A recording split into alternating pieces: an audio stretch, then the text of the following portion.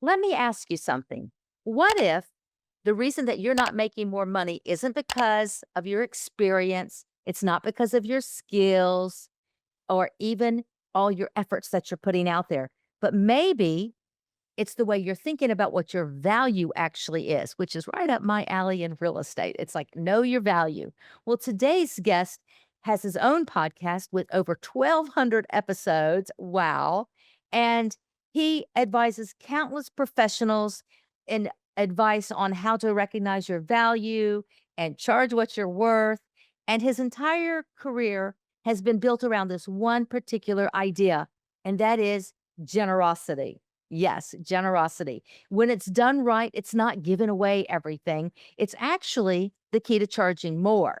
And it's the key to building trust faster and growing your business so that you actually have a business that's going to last. And that's what we're working so hard for, isn't it? So, today, if you've ever struggled with pricing, positioning, and growth and confidence, because I believe a lot of this has to do with your confidence, then this episode with John Ray is going to help you. John has helped leaders with make confident decisions and with integrity around their pricing, around their value to help them grow. Like I said, he's hosted over 1,200 episodes, and that's a lot.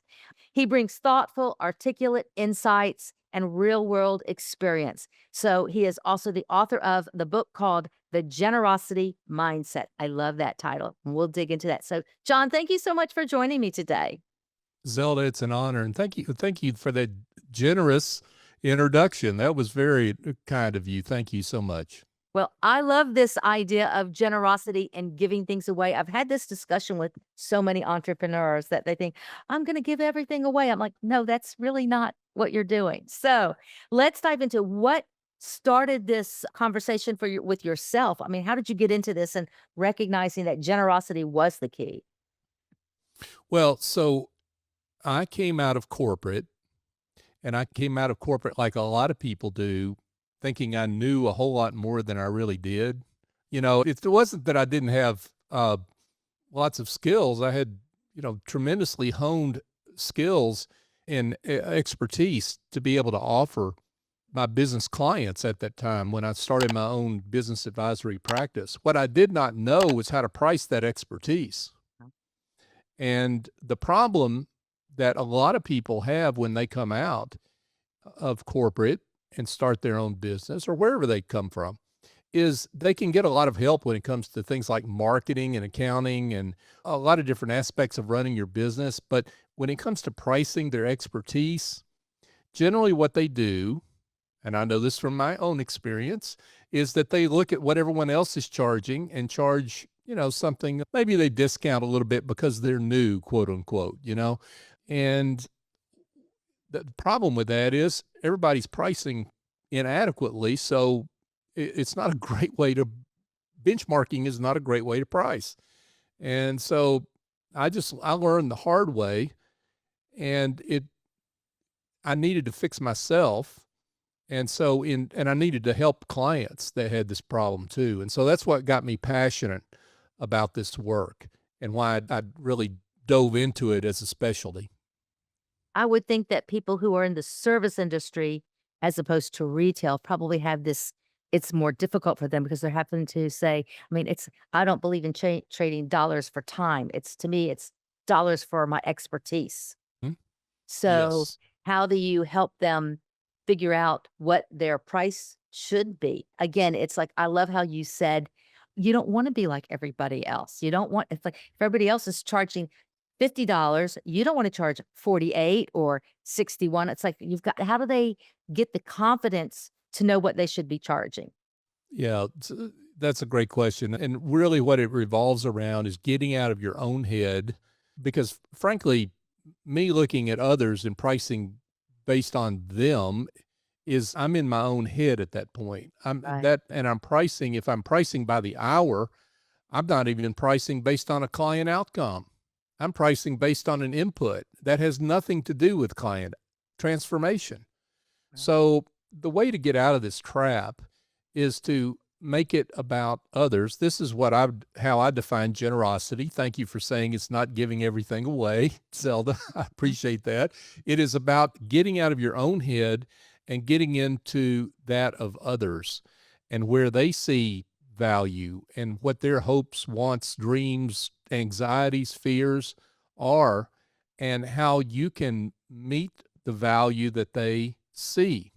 And when you do that, what you find is that clients see more value in you than you see yourself, Oh, yeah. because what are we all infected by? We're infected by these little voices in our heads, the mindset of inadequacy, the Oh, yeah. mindset of comparison, imposter syndrome. You mentioned the mindset of helping. I just want to help everyone. Well, these things are I can't help inhibitors. everybody. Right. That's right. All these things are inhibitors. Yeah. Yeah. And we've got to get those voices drowned out by what we hear from our clients. I totally agree with that. When we talk about generosity and giving away, I recall many years ago a friend who owns a retail ice cream candy store. And at the beginning, when she was first networking in the groups that I was networking in, she was giving away that candy. And people thought, gosh, how's she doing all that? It's like she doesn't have to do that anymore.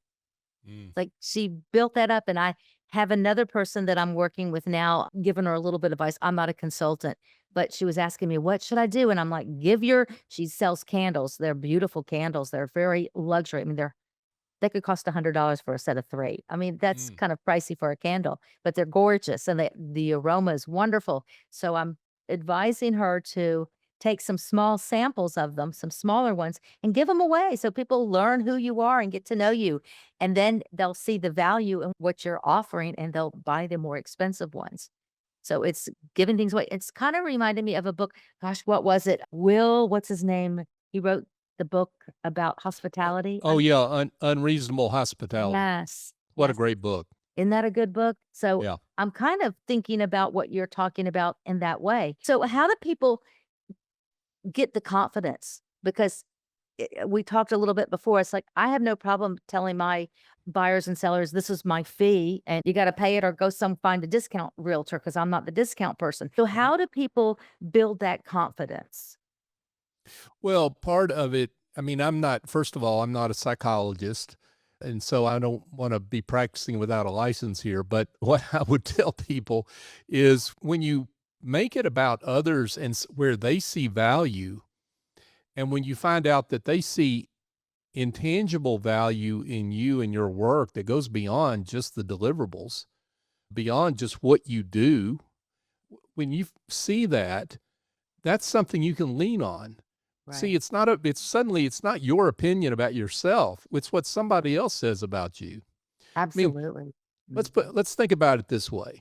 Like when you're growing up and you had authority figures in your life, like let's say a grandparent or a teacher or a mentor Mhm. or a friend who said things to you that you didn't recognize in yourself. I mean, like, hey, Zelda, you got such a great way with people, or you did such a great way of explaining something that was really difficult for people to understand and explaining it in an easy to understand way. And some of those things, you, we hear these things from people and they surprise us, right? Because we didn't see that in ourselves. Right. And we hold on to those things for a long time, right? We get a lot of mileage out of that gasoline. And that it's the same way with clients. If you just ask clients where they see value and understand where they see value, then it really gets you out of this business about relying on your own confidence. You can just lean another way. Do you see, John, when you're working with a client that most of these professionals, at least when they start with you, they really do undervalue themselves and they don't even realize it? Yes. I see a lot of professionals that have pricing problems that they don't even recognize as pricing problems. I've got what I call the red flags of inadequate pricing. I mentioned them in my book. They're also on my website, so feel free to go check that out. It's a free download. One of them is you're working too hard for too little money. That's generally a pricing problem. Oh, yeah. The problem is people misdiagnose that and think they've got some sort of marketing problem. That's not a marketing problem, and as a matter of fact, if you think it's a marketing problem and you start getting more clients, you will make the problem worse because you're getting clients that are not great fits for you and They don't see take the up all your time. yes, they don't see the full value of what you can provide, and often they're just not willing to pay. They're price sensitive, not value sensitive. And so that's just one of the red flags is when you're working too hard for too little money, you have a pricing problem. So you talk about value conversations. So what exactly does that sound like in a real conversation with a client? Well, what it is getting beyond the reason the client called you, getting beyond just the deliverable and Mhm. being more than an order taker, Yes. right? So it instead of can I use you as an example? Absolutely. Since Go I for know it. I know how you do this, so see I can use you as an example. Go for it. As opposed to I call Zelda to help me sell my home, and Zelda says, "Well, tell me about why we're doing this. I mean, why are you making this move? Why is this important to you? What's the goal here? I mean, Absolutely. yeah, it's to make a move, but what's the deeper Why? motivation here, Mhm. right? Why are you moving? Yeah, That's the first question. It's like, why are you moving? right. You Why are gotta know you what their motivation is. what would happen if you didn't move? Yeah. See, asking a question that way, like what would happen if for some reason, I mean, I'm great at selling houses, don't get me wrong, but what would happen if you didn't move? What problem would that cause for you? When you start asking questions like that, you get into where people live. One of the questions I like, I bet you've used this one, is when you're talking to one of member of the married couple, okay, one of them, and you say, "Well, what does your spouse think about this?" You see, when you start talking in terms like that, then you really get to see where people see value. Yes. And the problem is that a lot of us aren't willing to ask those questions. We think it's too invasive or we're too shy, that kind of thing. And I like to couch it in it helps me if I understand you and what you're really looking for, what your needs, hopes, wants, and desires are. It's going to help me serve you better. In fact, it's going to help me figure out whether I'm a great fit for you because I may not be the best fit for you. Oh, yes. I've turned And customers away. yeah, and when you Yeah. can say that legitimately with any client, you're building trust. Absolutely. Yeah. You have to know what's motivating them to buy your widget, whatever your widget is. Right. Like, Yeah. is it just necessity? Or is it whatever? And I do that, you're right, John, all the time. The first questions are, "Why do you wanna sell your house?" Or, "Why do you wanna buy a new house?" I'm working with a lady now, it's awesome. She's like, "I wanna buy a house. I've never lived in a house. My entire life, I grew up in apartments. I've saved Mm. up the money. I can buy a house." And we found her house. She went under contract yesterday, and the excitement and the thrill of helping this woman live out her dream is so rewarding, so rewarding. Well, yeah, and so what you were able to do, that's a great example because what you were able to do is find her a home that was a much better fit for her than you would have otherwise, right? I mean, she's looking for something, features in a home that she couldn't get because she was in an apartment. She was looking Absolutely. for She's got a space that she, backyard now, and she right. owns everything, and it's wonderful. It's just such Yeah. a wonderful feeling to be able to help them with that. It's like, yeah, and it's like, just because somebody says, "I have X amount of dollars to spend," the first thing I let them know is just because you can afford $1,000,000 home doesn't mean you're gonna spend that, okay? So you earn their trust with whatever it is, like we were saying, whatever it is. So how do you shift from charging for your time to charging for a transformation for that client? Well, what you've got to lean into is once you understand this value that others see in you, what you find is if you price to just to get a portion of that value, so value price, if you're willing to do that, what you will find is you will make more money than you were when you were pricing by the hour, when you were pricing for that input. That's what you'll find. I mean, I've never had a client that I work with who was switching from hourly to value where they didn't make more money. And the reason is because when you're pricing by the hour, you're not pricing to that value that clients see. And it's remarkable the change that you can make. So I mean, I think that's the key is just understand where clients perceive value and price to a portion of that value. And when you're talking to clients, always relate it back to the value they see. It's so limiting if you just charge by the hour. I mean, because there's only 24 hours in the day, Right. and you gotta go to sleep. Well, I well, do, anyway, I have to go to sleep. well, you if you price by the hour, what you've got is, with all respect, you've got a shoe cobbler business. Yeah. The cobbler can only cobble so many shoes in a day. Yep. That's what my mother used to say.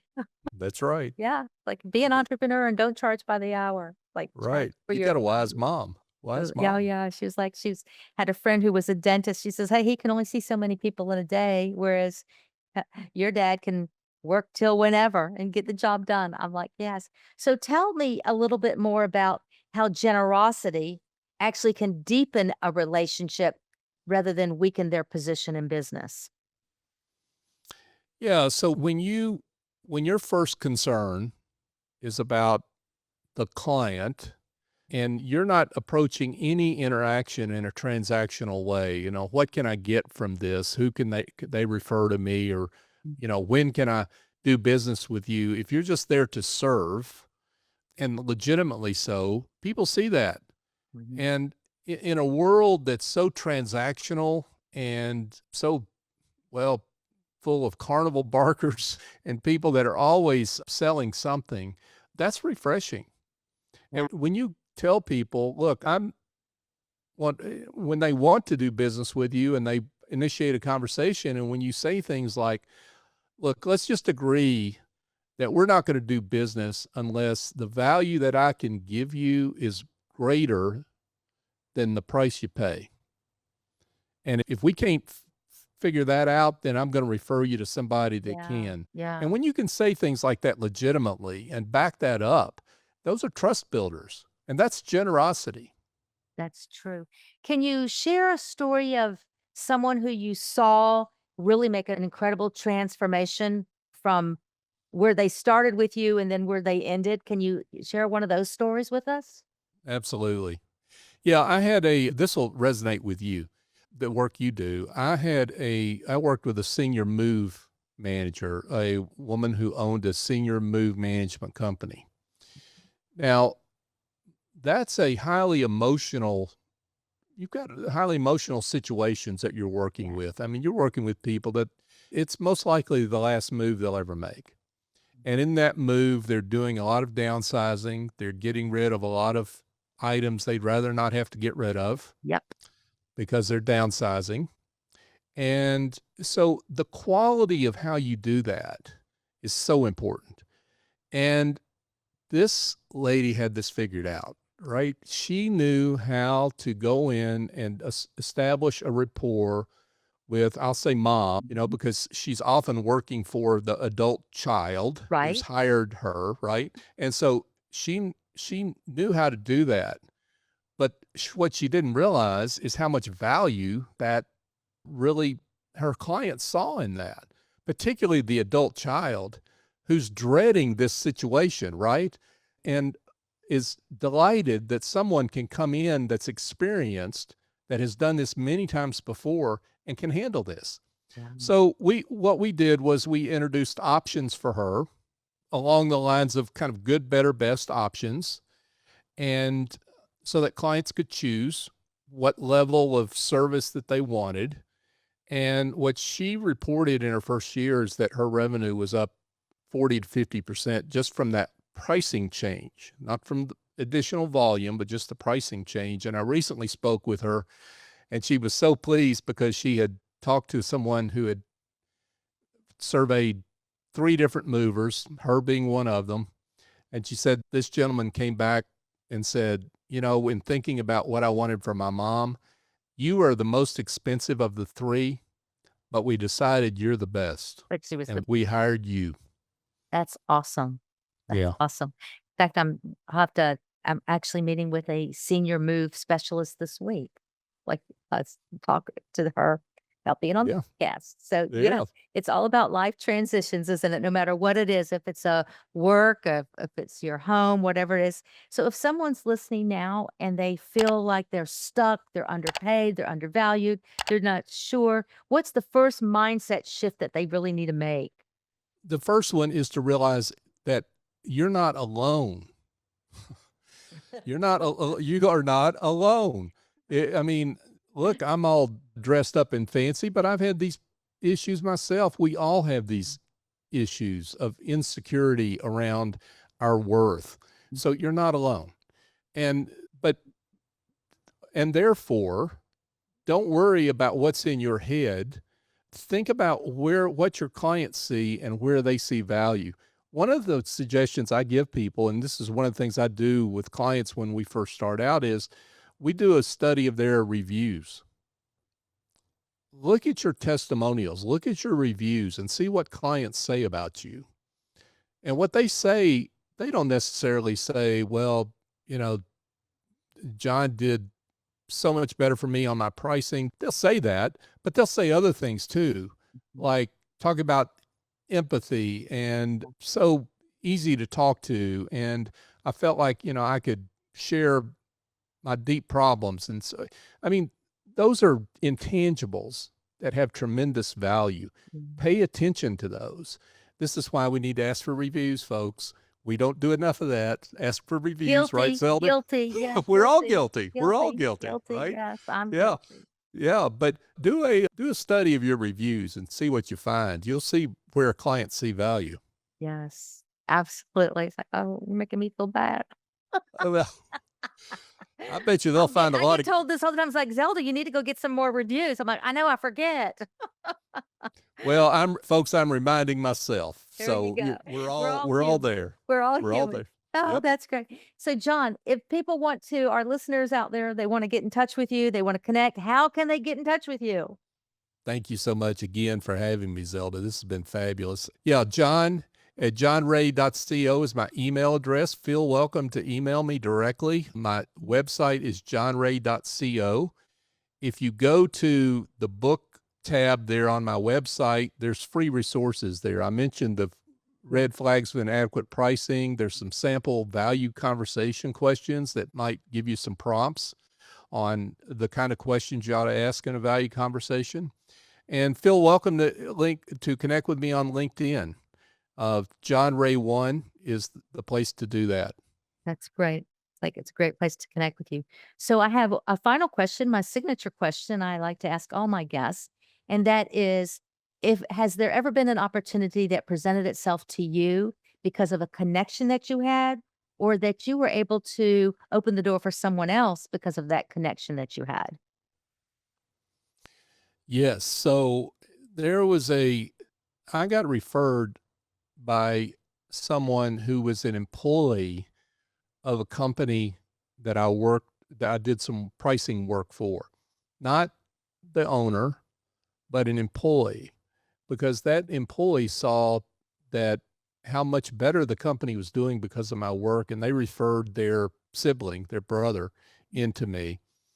And what that reinforced for me, you know this intellectually, but you love it when it happens, you see it live, is that don't judge where people are. People don't judge their business card, don't judge their rank, their title, because they have a tremendous network too.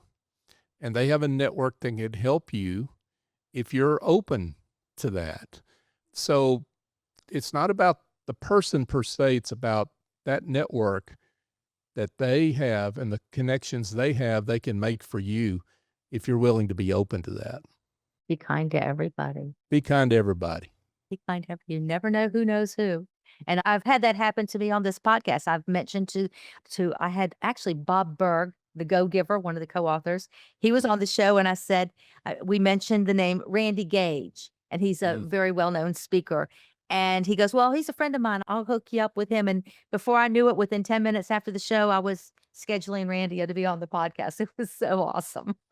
And by the way, I listened to that show, folks. And if you haven't gone back and listened to Zelda's interview with Randy, it's fantastic. I It loved is. it. It It was is. Zelda. So great work there. I'll tell you another one you might actually like. Recently, I had a fellow named John Palumbo. Mm. Excellent. Excellent, excellent. So, I'm gonna recommend that one again and this one as well with John Ray, because this is right up my alley. I love this. So, I wanna remind our listeners to hit that subscribe and follow because every week we have a new episode. And just remember that success does not happen in isolation. It happens because of the conversations and the connections that we create. And so that is this week's episode of Success Through Connections. And I'll see you next week with a new episode.